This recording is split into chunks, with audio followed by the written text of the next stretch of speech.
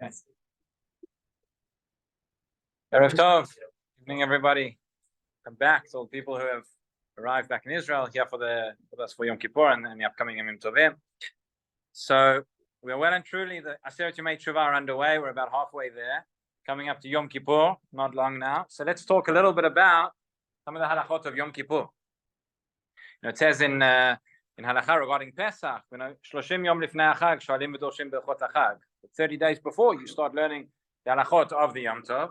It's a discussion in the Rishonim and Achronim whether that halakha applies just to Pesach or to the other Yamim Tovim as well. Come to Tishrei, it's always a challenge because there are so many Yamim Tovim. By the time we focused on Rosh Hashanah for a long time, but Yom Kippur, Sukkot comes very quickly.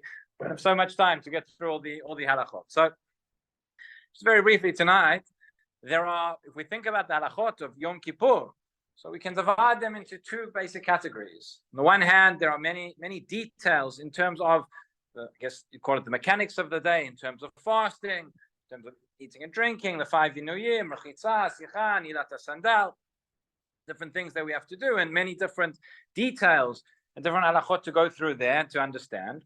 But at the same time, we shouldn't forget what may be the Ikar mitzvah of the day, which is the mitzvah of Tshuva.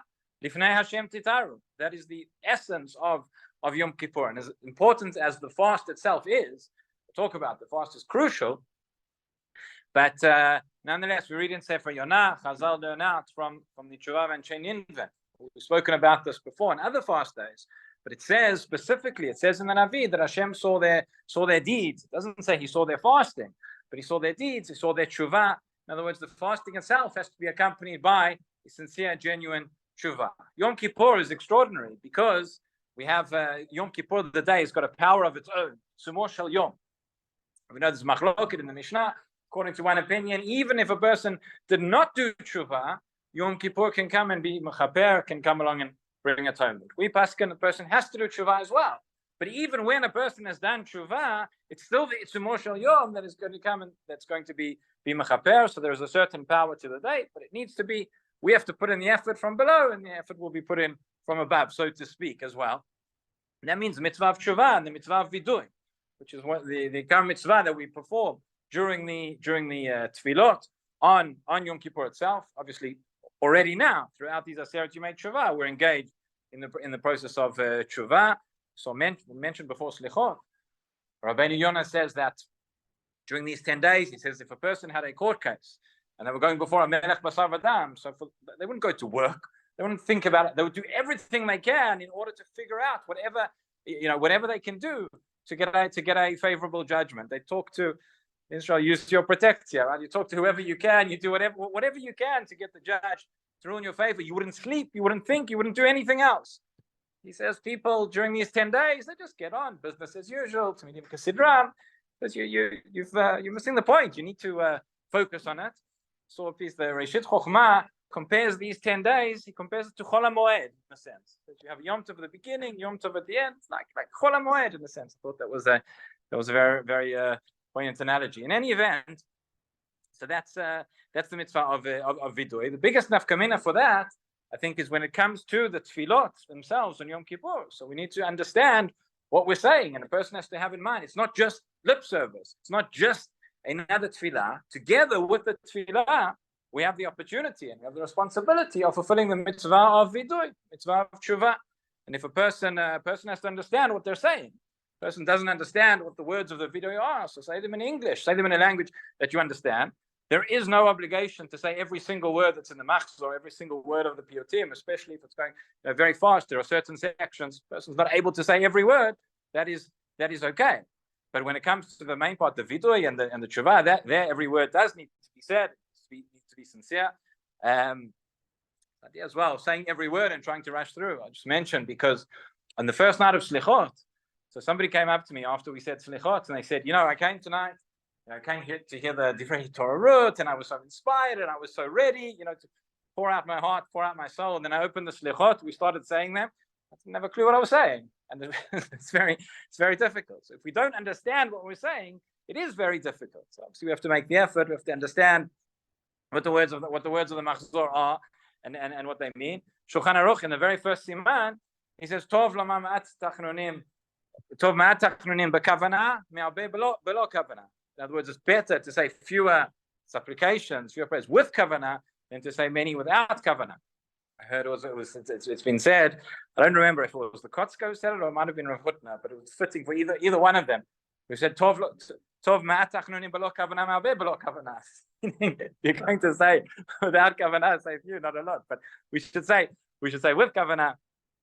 So that is the mitzvah of tshuva, and that is the mitzvah of vidui, and that of course is a critical part of these entire 10 days, and of course of Yom Kippur itself. We say vidui 10 times.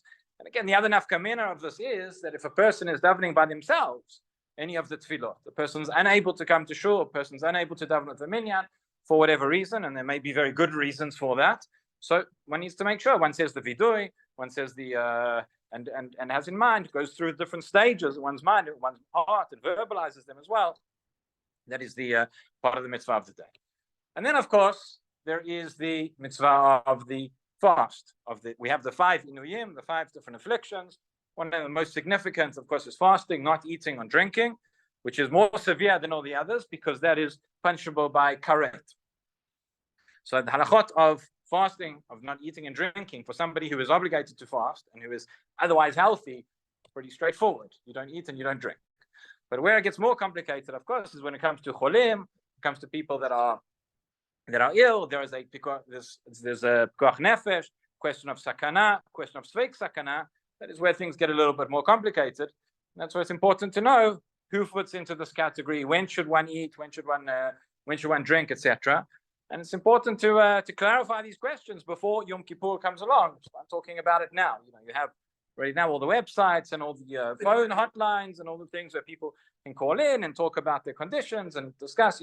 Person should go and speak to a doctor and speak to a rabbi already a few days in advance of Yom Kippur to know whether they are required to fast or not and exactly what their situation is. Just connecting the two things that we're mentioning. So Shlomo Zalman Auerbach used to complain. He said, they all come to ask me shaylas before Yom Kippur. Everybody comes to ask me about fasting, about eating and drinking, etc. He says, nobody comes to ask me about hilchot tshuva. How to do tshuva. That's also important. That's halachic. And that's its own condition. So again, we shouldn't lose the forest from the trees, but both are important. So when it comes to fasting itself, so we know, as I say, Yom Kippur is different, of course, to all the other fasts in that Yom Kippur is from the Torah. It's an obligation, again, for one who is healthy to fast. Unlike the other fasts, whereby other fast days would say somebody who is ill, even if it's not dangerous, would be exempt from fasting. That is not the case on Yom Kippur. Yom Kippur is the case where somebody is going to lead to a sakana, it's going to lead to danger, it's going to lead to pikuach nefesh. That is a person who would be required to break their fast. Again, it's not just that one is, you have to understand, it's not that one would be exempt from the fast, that one would be required not to fast. If that is what the medical condition determines. What if a person, every rabbi has had this question, where somebody comes and says, Rabbi, the doctor says that I shouldn't fast, but I want to fast. I don't want to eat. I don't want to drink. I'm too full. I want to keep Yom Kippur, even though the doctor says it could be a danger. So the answer is you have to in that situation not fast. Just as it's a mitzvah for somebody who needs to fast. It's a mitzvah for somebody who shouldn't fast to eat or drink. More common to drink, but sometimes to eat as well. There's a ma'aseh that's told. The Radbaz brings us in the shut and it appears in some of the shutim of one of the Balei HaTosfot. They said that one of the Balei HaTosfot, when he was near the end of his life and he was ill, and he was approaching Yom Kippur, and the doctor told him, they said, if you don't eat, you go a day without. He was already ill and he was going to die. They said, if you don't eat, you will die. He said, if you eat, there's a chance you might survive, but you might not. So if you do fast, you'll definitely die, vadai. But if you don't fast, Shema, maybe you'll survive. So he said, and he said, Bari v'Shema, Bari adif. He said, en safek motzi midei vadai. In other words, he said, I'll go with the vadai and I won't go with the Shema. I won't break Yom Kippur. And in fact, he died. That is what happened. The rest of the Balei Tosfot and the rest of the poskim do not agree with that psak, and it's brought down in very, very strong terms. The poskim bring. You look at the Mishnah Berurah, what he writes about somebody who is required to eat and chooses to fast. Very, very harsh language. Aruch HaShulchan says, if you have a choleh who is told by the doctors he needs to eat on Yom Kippur, he needs to drink, and he decides, no, he wants to fast. He says, first of all, we force him to eat against his will, if we can. He says, then if nonetheless, he decides not to, and he decides to fast, he's as if his blood is in his hand, he is killing himself, and he says, so it says the Aruch HaShulchan about somebody, again, not everybody takes it to that extreme, but nonetheless, it's just, sometimes you have this where people are ill and people are in a situation of sakana and they're very, very worried and very anxious about breaking the fast in Yom Kippur. It's important to understand that no, in that situation, it is just as there is a mitzvah to fast, in that situation, there would be a mitzvah not to fast. There's a famous maaseh took place. This was spoken about a lot over the past few years when we had the pandemic. So in the 18th century in Europe, there was the cholera epidemics that were raging on and off for a number of years. So the story of Rabbi Yisrael Misalant, different versions are told of the story. There are different girsot. I don't know what actually happened. One can tell us afterwards which one is true. But none of that. There you go. So what appears in the Sfarim, which apparently is not true, but there are those versions of the story that say he stood up on the bima on Yom Kippur. There was a plague, and he said everybody has to eat. And in some versions of the story, he got up and he made kiddush, which is his own kasha. Because would a person make kiddush on Yom Kippur? Maybe not. But in any event, that he ate, or there was a question as to whether what essentially seemed to be the question was whether in that situation whereby the plague was raging, and it could have been a danger for everybody, whether even the healthy people should have eaten or not. A big controversy and different accounts which are brought, which are not true. But in any event, what's very clear is that one who is ill, who's defined as a cholesh sheyesh bo sakana, or if by not eating will become a cholesh sheyesh bo sakana, that's dangerous, they're required to break their fast. How is that done? Shiurim, not shiurim, etc. Who determines, etc. These are important questions which need to be discussed. Again, it shouldn't wait until the last minute, in Erev Yom Kippur, when you're about to say Kol Nidre.